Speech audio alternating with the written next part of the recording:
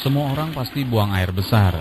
Jika di rata-rata setiap orang mengeluarkan kotoran atau tinja antara 2 ons per hari. Dalam setahun, kira-kira bisa setara dengan 1 karung beras besar.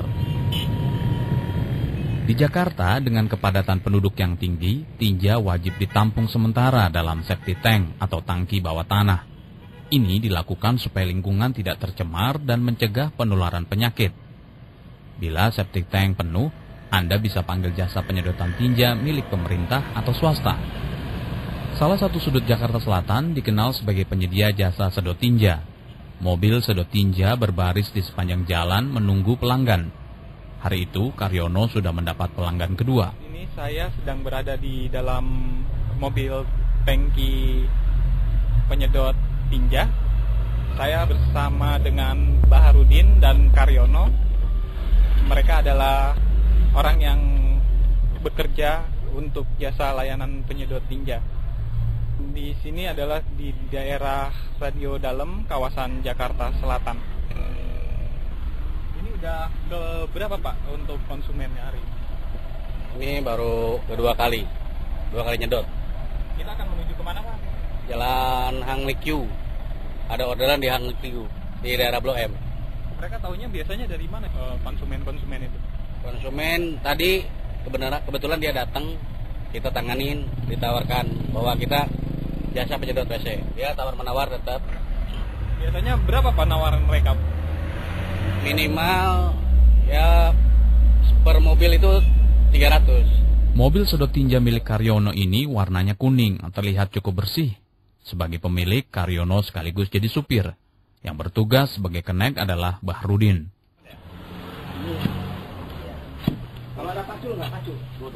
Ada nyondol apa? Konsumen kali ini adalah Gereja HKBP Kebayoran Baru. Septic tank ada di depan gereja, tertutup tanah rerumputan. Tak nampak tanda keberadaan lubang penutup septic tank sehingga Bahrudin dan Karyono kesulitan memasukkan selang untuk menyedot tinja. Mereka pun mencari lubang penutup dengan menancapkan linggis dan cangkul. Septic tank akhirnya terpaksa dijebol supaya selang penyedot bisa masuk. Ini seringkali terjadi. Pemilik rumah lupa di mana letak lubang penutup septic tank dan tak sengaja menimbunnya dengan tanah. Bila kloset sudah penuh, baru kelabakan. Ya, ada kesulitan ya ngebobok aja.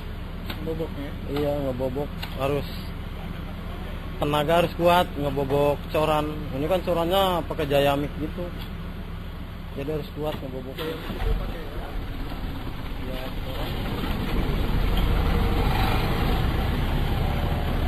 Proses penyedotan tinja dari lubang septic tank sedang berlangsung di mobil milik Karyono. Itu terdapat sebuah tangki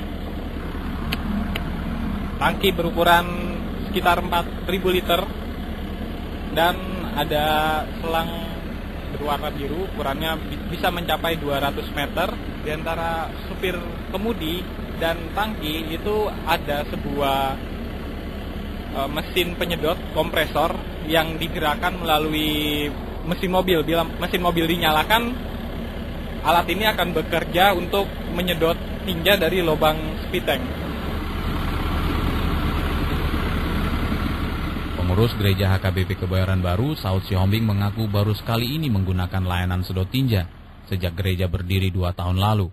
Sebabnya kloset selalu luber sejak pekan lalu. Bapak tahu nggak kalau misalnya ini untuk saluran terakhirnya itu dibuang kemana? Nggak tahu kita. Itu nggak tahu. Pembuangannya kemana itu nggak tahu. Itu urusan mereka itu. Nggak tahu kemana. Tahu urusan kita lebih banyak kemana. Begitu septic tank dibuka, cairan coklat kehitaman tampak mengalir di selang penyedot. Semilir bau lumpur busuk menusuk hidung. Kapasitas septic tank di Gereja HKBP Kebayoran Baru ini lebih 4.000 liter. Penyedotan baru dilakukan separuhnya. Penanda yang dipakai adalah kayu sepanjang 3 meter, dicelupkan ke dalam septic tank. Dalam septic tank 2 meter. Dalam septic tank. Nah, sisanya segini. Baru ambil separuh. Begitu ya? Iya, baru ambil separuh. Untuk memastikan isi tangki mobil telah penuh, bagian belakang tangki dilongok. Di situ ada kaca transparan sebagai penanda berapa banyak volume tinja yang sudah disedot. Gejolak pompanya tadi bukan? Bukan. Bukan. Jadi 8 kubik isinya Pak. Hah? 8 kubik. Kalau mau dikuras semua berarti kita buang dulu. Dari sini, sebagian hasil sedotan tinja lantas dibawa ke tempat pembuangan akhir tinja. Sambil. Jalan mana? Ini kiri, terus kiri-kiri. Di perjalanan, Nasiroh bercerita soal pengalamannya selama hampir 15 tahun menyedot tinja. Suatu ketika, ia harus memeriksa lubang septic tank yang mampet. Karena lama tak disedot, septic tank mengeluarkan aroma busuk. Nasiroh harus memeriksa lubang itu dengan membakar secari kertas. Tak dinyana, tumpukan kotoran di dalam septic tank itu menyisahkan biogas yang bisa membuat ledakan hebat. Kebetulan yang punya rumahnya saya panggil-panggil suruh meriksa nggak mau. Saking saya nggak taunya, saya periksa pakai api. Taunya meledak, jegur aja kena saya.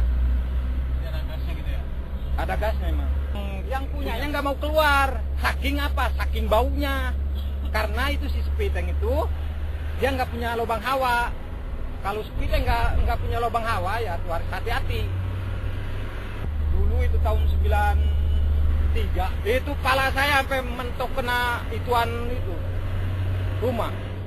Plafon rumah. Iya. Burhanuddin menimpali cerita kawannya ketika menangani kloset yang mampet. Kan paralon kan mampet nih, biar lancar kan kita dorong dari dalam, dari tangki ke kloset.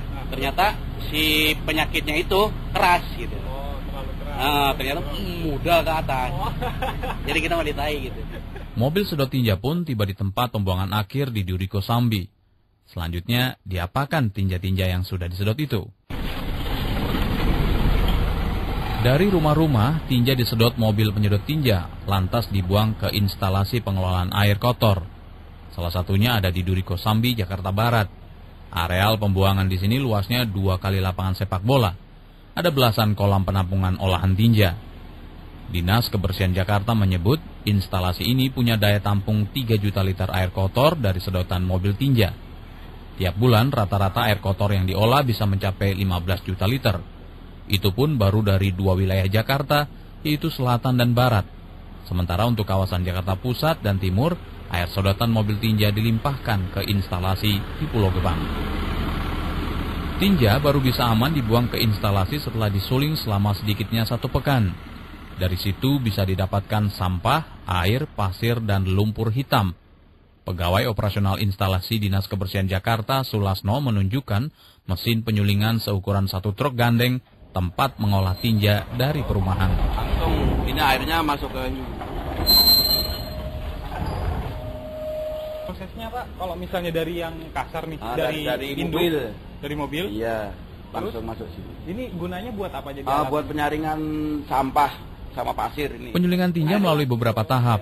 Pertama, diberikan gelembung udara untuk menghilangkan unsur gas pada tinja. Selanjutnya, tinja disaring dan dipisahkan dari sampah berupa karet, kayu, kondom, hingga bungkus sampo.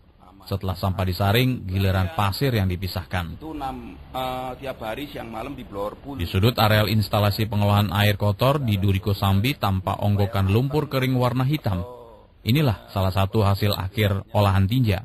Saya berdiri di atas tumpukan lumpur hasil dari penyulingan tinja yang sehari-hari disedot melalui jasa layanan sedot tinja. Baunya cukup menyengat bila dilihat lebih dekat. Lumpur yang ada di hadapan saya ini bercampur dengan sampah-sampah, diantaranya plastik, kemudian pembalut wanita, ada kondom, bekas bungkus sampo sasetan, dan beberapa sampah kecil lainnya seperti karet.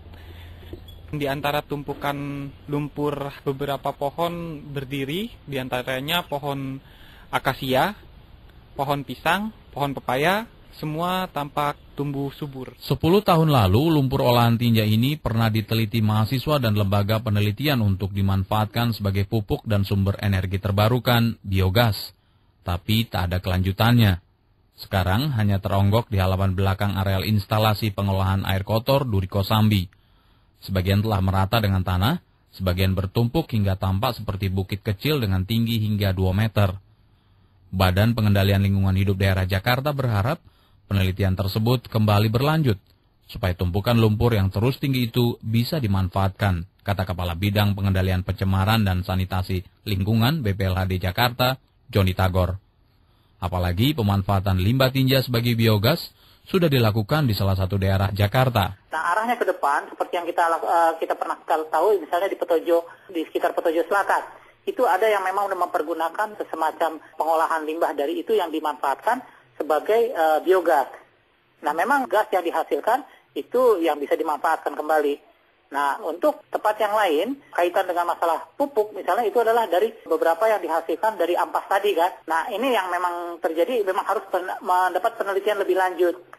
Apakah itu memang betul harus ditambah dengan beberapa unsur hara yang lain? Kaitan dengan kajian ini memang kita harapkan sekali bantuan dari teman-teman yang berpartisipasi kaitan dengan pemanfaatannya. Meski penelitian tak berlanjut, Sulasno dan teman-teman kerjanya di instalasi pengolahan air kotor setidaknya bisa menikmati tanaman yang tumbuh dari tumpukan lumpur yang subur itu. Kan yang nanam-nanam saya nih, pohon-pohon akasia, terus pisang, daripada bengong kan,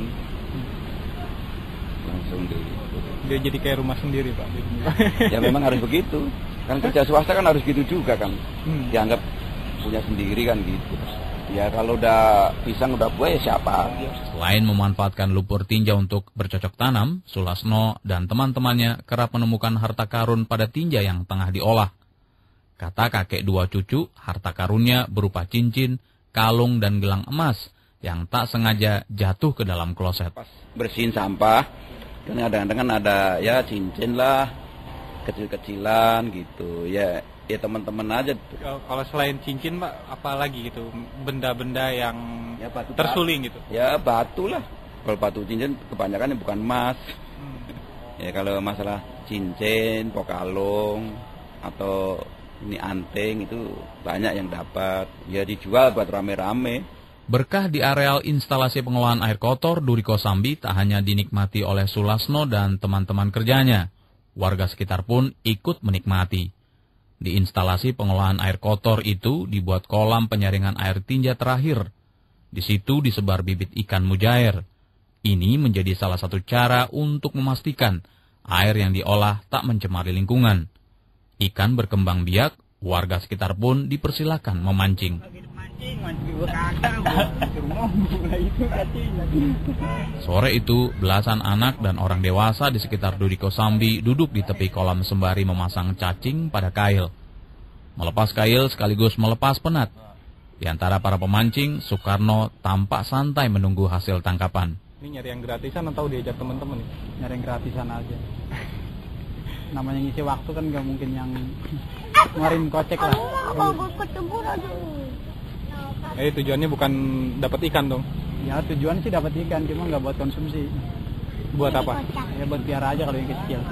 Punya kolam berarti di rumah Bang ya? Empang-empang kecil doang. Nggak juga, asal iseng-iseng aja daripada kosong. Selalu ada berkah, bahkan di areal busuk pembuangan tinja sekalipun. Tinggal menunggu waktu, limbah tinja warga Jakarta untuk dimanfaatkan sebagai biogas. Demikian saga yang disusun reporter KBR 68H M. Irham. Saya Arta Sena, terima kasih sudah mendengarkan.